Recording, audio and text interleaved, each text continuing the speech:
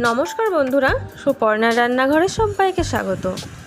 আজকে আমি আপনাদের সঙ্গে শেয়ার করব নান পরোটার রেসিপি।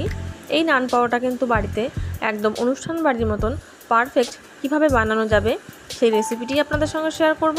চলুন তাহলে দেখে নেওয়া যাক আমার আজকের এই নান পরোটার রেসিপিটি। প্রথমেই আমি ময়দাটা মেখে নেব। তার জন্য একটা বড় কিন্তু পাত্র নিতে হবে, ছোট নিলে কিন্তু পরে অসুবিধা হবে। আমি বড় পাত্রটার মধ্যে এবার দিয়ে দিচ্ছি 2 কাপ পরিমাণে উষ্ণ গরম দুধ। এই দুধের মধ্যে দিয়ে দেব 2 চামচ পরিমাণে চিনি, আর দিয়ে দেব 1.5 চামচ পরিমাণে ইস্ট। আমি এখানে একটু লবণ দিতে কিন্তু ভুলে গেছিলাম, পরে আর দিইনি। আপনারা কিন্তু এই সময় অবশ্যই দুধের মধ্যে একটু লবণও দিয়ে দেবেন। আর মিষ্টির পরিমাণটা কিন্তু যে যার পছন্দ মতন দিতে পারেন, একটু বাড়িয়েও দিতে পারেন বা একটু কমিয়েও দিতে পারেন। এবার দুধের সঙ্গে সব উপকরণগুলো খুব ভালো করে মিশিয়ে নিয়ে এবার দিয়ে দিচ্ছি 4 কাপ পরিমাণে ময়দা।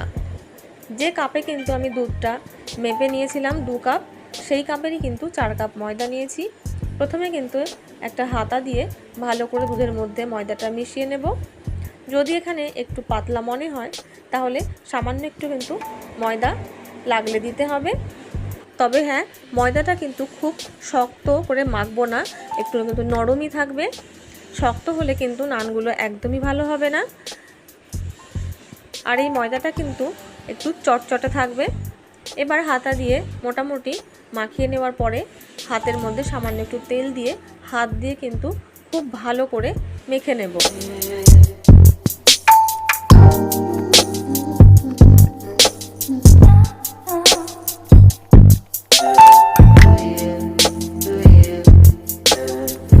এই সময় কিন্তু ময়দাটা 5 থেকে 6 মিনিট সময় নিয়ে একটু আস্তে আস্তে মেখে নিতে হবে ভালো করে।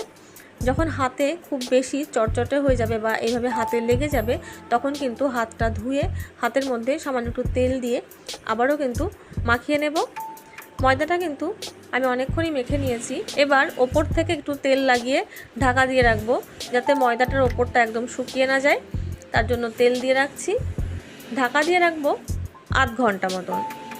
আধ ঘন্টা পরে ফিরে আসছি। প্রায় 30 মিনিট পরে ঢাকাটা খুলে এবার দেখে নিচ্ছি। দেখুন ময়দাটা কিন্তু ডাবল হয়ে গেছে। এই ময়দার মধ্যে যে হাওয়াটা আছে সেই হাওয়াটাকে কিন্তু বার করে নিতে হবে। তার জন্য আবারও কিন্তু হাতের মধ্যে সামান্য একটু তেল লাগিয়ে নিচ্ছি, কারণ ময়দাটা ভীষণই চটচটে হয়ে আছে।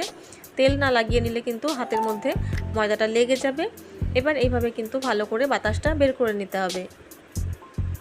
এই সময় কিন্তু ময়দাটা খুব বেশিক্ষণ আর মাখবো না, শুধু হাওয়াটা বের করে নিলেই হবে। হাওয়াটা বের করে নিয়ে আমি লেচি কেটে নেব। লেচিগুলো কিন্তু একদম রুটির মতন ছোট হবে না বা খুব বেশিও কিন্তু বড় হবে না, একটু মাঝারি সাইজ করে লেচি কেটে নেব। ময়দা থেকে সব লেচিগুলো কাটা হয়ে গেছে। 4 কাপ ময়দায় কিন্তু আমার এখানে 9টা লেচি হলো।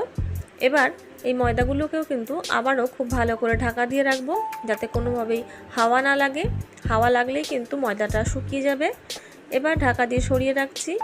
এদিকে কিন্তু গ্যাসে আমি প্যানটা একটু গরম হতেও বসিয়ে দিয়েছি। এবার নান পরোটাগুলো বেলে নেব। একটা করে লেচি নিয়ে তার উপরে কিন্তু অল্প করে একটু শুকনো ময়দা ছড়িয়ে দেব। ময়দা ছড়িয়ে দিয়ে রুটির মতন করে কিন্তু বেলে নেব। তবে হ্যাঁ, এই নান পরোটাটা কিন্তু একদম রুটির মতন পাতলা হবে না, তার থেকে কিন্তু একটু মোটা রাখবো। আবার খুব বেশি কিন্তু মোটা তাও নয়, এইরকম করে কিন্তু বেলে নেব। এবার একটা ভেজেও দেখাচ্ছি আপনাদের। প্যানটাকে খুব ভালো করে গরম করে নিয়ে গ্যাসের ফ্লেমটা মিডিয়ামে দিয়ে পরোটাটা দিয়ে দেব। প্রথমে দিয়ে কিন্তু মিডিয়াম ফ্লেমেই রাখছি। এবার উল্টে দিয়ে গ্যাসের ফ্লেমটা কিন্তু একটু হাই করে দেব। অপর পিঠটাও ভেজে নেব। যখন এই রকম হয়ে যাবে তখন উল্টে দিয়ে অন্য পিঠটাও কিন্তু ভেজে নেব। ভাজার সময় কিন্তু কোনো তেল আমি ব্যবহার করছি না। যখন পরোটাটা ভাজা হয়ে একদম এরকম ফুলে যাবে তখন কিন্তু দুপাশ থেকে 1 চামচ করে তেল দিয়ে দেব। তেল দিয়ে উল্টে পাল্টে কিন্তু নিলেই হয়ে যাবে। তারপরে আমি নামিয়ে নিচ্ছি। একইভাবে কিন্তু আমি সব পরোটাগুলোই ভেজে নেব। সব পরোটাগুলো কিন্তু আমি ভেজে নিয়েছি। পরোটাগুলো কিন্তু ভীষণই নরম হয়। দেখুন হাতের মধ্যে নিয়ে যদি এইভাবে চেপে দেখা যায়, পরোটাগুলো কিন্তু কোথাওই ভাঙছে না, একদমই কিন্তু তুলোর মতন নরম হয়েছে। আর ভেতর থেকেও কিন্তু কত সুন্দরভাবে হয়েছে দেখুন। তৈরি হয়ে গেছে আমার আজকের রেসিপি নান পরোটা। এই নান পরোটার রেসিপি আপনাদের কেমন লাগলো তা কিন্তু আমাকে কমেন্টে জানাতে ভুলবেন না। ভালো লাগলে ভিডিওটিকে লাইক এবং চ্যানেলটিকে সাবস্ক্রাইব করে নেওয়ার অনুরোধ রইল। চলে আসবো অন্য কোনো নতুন রেসিপি নিয়ে। ততক্ষণের জন্য নমস্কার, সবাই ভালো থাকবেন, সুস্থ থাকবেন।